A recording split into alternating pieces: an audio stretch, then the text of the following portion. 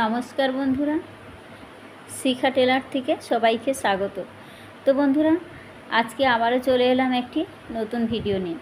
তো বন্ধুরা, আজকের ভিডিওতে আমি শেয়ার করব 2 থেকে 3 বছর ছোট বাচ্চা ছেলেদের হাফ প্যান্ট কীভাবে ড্রয়িং করবেন। তো ছোট বাচ্চাদের কিভাবে আমরা যে হাফ প্যান্টটি হয় কিভাবে তার মাপ অনুযায়ী আমরা ড্রয়িংটি করব বা কাটিং করব, আজকে আমি তার ড্রয়িংটি বোঝাবো। তো বন্ধুরা, প্রথম থেকে শেষ পর্যন্ত ভিডিওটি দেখুন। আশা করব আপনারা কিন্তু ঘরে বসে এই হাফ প্যান্টটি কাটিং করতে পারবেন।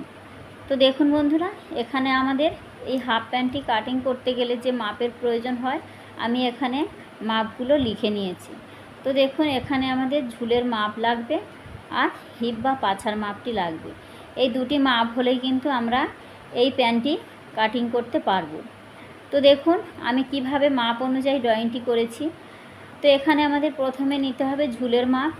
তো আমার এখানে ঝুল আছে 10 ইঞ্চি, 10-এর সঙ্গে 2 ইঞ্চি প্লাস করেছি, তাহলে আমার এখানে ঝুলের মাপটা হয়েছে 12 ইঞ্চি। ঠিক আছে, এবার দেখুন ঝুল আমার হয়েছে 12 ইঞ্চি আর হিপ বা পাছা আছে 24 ইঞ্চি। তো আমাদের 24 ইঞ্চিকে আমাদের 3 ভাগ করতে হবে। তো 3 দিয়ে ভাগ করলে আমরা পাই 3 8 24, তার সঙ্গে 1 ইঞ্চি প্লাস করলে আমরা পাই 9 ইঞ্চি। ঠিক আছে, তো আমাদের কিন্তু এইভাবে কিন্তু সূত্রের মধ্যে নেওয়া হয়ে গেছে। দুটি যে মাপ নিয়েছি দুটি মাপকে আমাদের সূত্রের মধ্যে নেওয়া হয়ে গেছে। এবার দেখুন এই মাপগুলো আমাদের কিভাবে নিতে হয়েছে, এখানে নিয়ে কিভাবে ড্রয়িংটি হয়েছে দেখুন। তো সবার প্রথমে আমরা জানি রাবার ঘরের জন্য 2 ইঞ্চি নিতে হয়। প্রত্যেকটি পাজামা বা পা প্যান্টের ক্ষেত্রে দেখবেন 2 ইঞ্চি করে ওপরে রাবার ঘরের জন্য থাকে। তো এখানে আমার 2 ইঞ্চি রাবার ঘরের জন্য নিয়ে নিয়েছি। এবার রাবার ঘর যেখানেই শেষ হয় তারপরে থেকে শুরু হয় আমাদের কোমর লাইন। তো কোমর লাইনে আমরা কত পেয়েছি? 9 ইঞ্চি পেয়েছি। তাহলে এখানে আমার 9 ইঞ্চি নিয়েছি। এবার দেখুন আমাদের এই 9 ইঞ্চি নেওয়ার পর আমাদের নিতে হবে হাইয়ের মাপ। হাইয়ের মাপ আমরা কিভাবে নেব? তাহলে আমাদের প্রথমে নিতে হয়েছে এখান থেকে রাবার ঘরের পর থেকে আমাদের এখান থেকে কোমর লাইন যেখান থেকে শুরু হয়েছে সেখান থেকে আমাদের নিতে হয়েছে ঝুলের মাপ।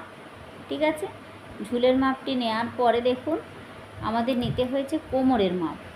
কোমরের মাপ আমাদের কত বেরিয়েছে? 9 ইঞ্চি। তাহলে আমাদের 9 ইঞ্চি নিয়েছি।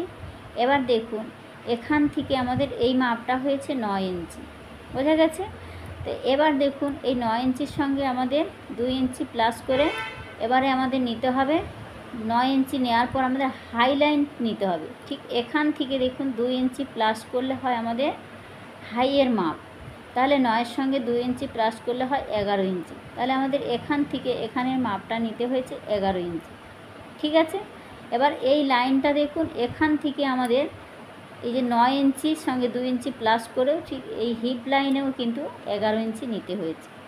হিপ লাইনটাতেও কিন্তু 9-এর সঙ্গে 2 ইঞ্চি প্লাস করে 11 ইঞ্চি নিতে হয়েছে। এবার দেখুন হিপ লাইনে আমরা 11 ইঞ্চি পেয়েছি। এর পরের যে লাইনটি শুরু হয় একে আমরা বলি প্লেট লাইন।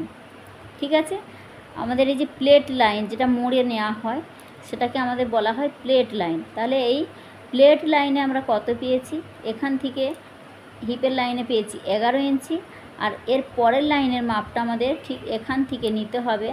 হিপ লাইনে যা নেবো তার থেকে 1 ইঞ্চি কমিয়ে এখানে নিতে হবে। এটা কিন্তু সব সাইজের ক্ষেত্রেই কিন্তু আপনারা এখানের মাপ যা নেবেন এখানে তার থেকে 1 ইঞ্চি কমিয়ে নেবেন।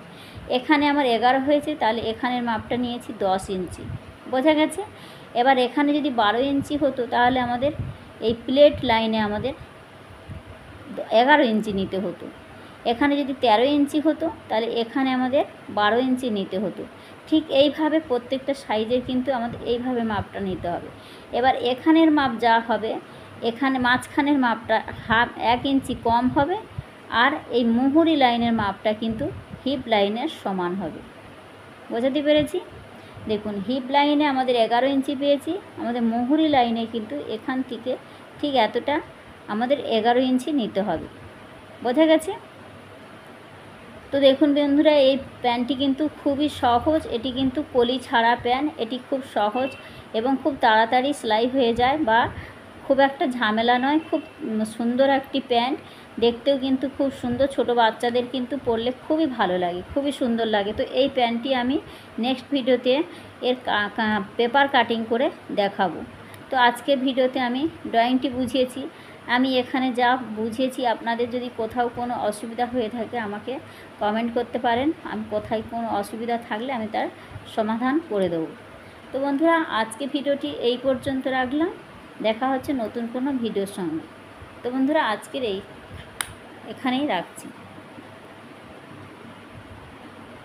তো বন্ধুরা, ভালো থাকবেন, সুস্থ থাকবেন, ধন্যবাদ।